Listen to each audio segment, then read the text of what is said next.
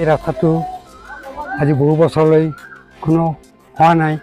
এতিয়া হ'ল বিষ্ণু মথনগুৰি সমষ্টিৰ শুনছেনা গৌতম দাসে আজিলৈকে একটু ৰাস্তা পদক্ষেপ কৰিব পৰা নাই। আজি ভোট খুজিব কিয় আহে? ভোট খুজিব কি আছে? আজি ৰাস্তাটো পকীকৰণ আজিকালি নহ'ল। তাৰমানে কথাটো কৈ যাই আৰু কাৰো প্ৰতিবাদ দিব দেখোন। আমাৰ কি দিন ৰাস্তাটো দিন হৈ যাব ৰাস্তাটো, কিন্তু যাৰ পাছত যেতিয়া জিতব খবৰে নাই। ইয়াৰ আজি গৌতম দাসে আজি কিয় কৰিব পৰা নাই? এতিয়া প্ৰমোদ বড়ো ডাঙৰে আপোনালোকে যি হওক যাতে চৰকাৰ আপোনালোকে আমাৰ হেমন্তৰ চৰকাৰ যাতে পকীকৰণ কৰিব লাগে ৰাস্তাটো, কেনেকৈ কষ্ট কৰি আছে, চলমদান কষ্ট কৰি আছে।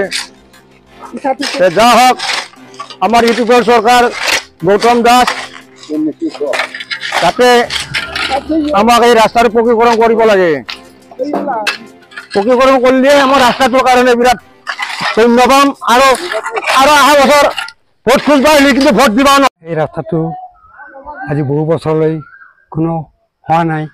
এতিয়া হ'লে আমি খুব ৰাইজৰ ওচৰত খুব ভাল পাওঁ বা আপোনালোকৰো ভাল হয়। এতিয়া নমস্কাৰ আৰু আশীৰ্বাদ কৰোঁ যাতে ভৱিষ্যত ভাল হয়, এতিয়া শান্তি। এই ৰাস্তাটো আপোনালোকৰ মূল ৰাস্তা নেকি? এইটো ৰাস্তাই আজি ইমান বছৰে হোৱা নাই। 25 বছৰে এই ৰাস্তাটি আবেদন কৰোঁ, হ'লে আৰু ভাল হয়। আৰু আজি শিল পেলাইছে, কিন্তু ভৱিষ্যত আৰু ভাল হওক এতিয়াই আশীৰ্বাদ কৰোঁ। প্ৰতিবাদ যি গুচি যায় আমাৰ জায়গা নহ'ল বিষ্ণু মথনগুৰি। এইটো মথনগুৰি সমষ্টি, বিষ্ণু মথনগুৰি সমষ্টি। আজি ইয়াত ভুগি আছো।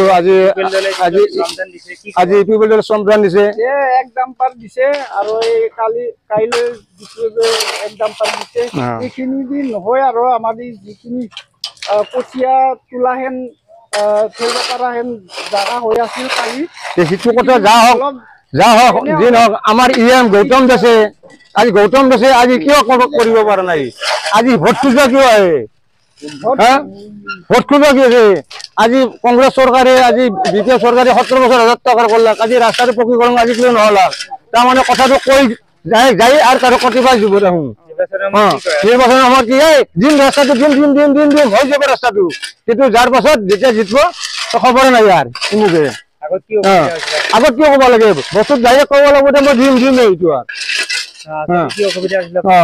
ৰাস্তাৰ অসুবিধা মানে অহা যোৱাৰ কাৰণে ইমুখে জিএছ কলেজ ল'ৰা ছোৱালী যাব নোৱাৰে।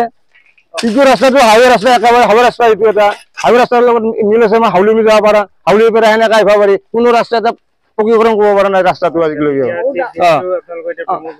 এতিয়া প্ৰমোদ বড়ো ডাঙৰে আপোনালোকে যি হওক যাতে চৰকাৰ আপোনালোকে আমাৰ হেমন্তৰ চৰকাৰ যাতে পকীকৰণ কৰিব লাগে ৰাস্তাটো 2 নম্বৰ খাটাপাৰাত বিষ্ণু মথনগুৰি সমষ্টিৰ শুনছেনা গৌতম দাসে আজিলৈকে একটু ৰাস্তা পদক্ষেপ কৰিব পৰা নাই।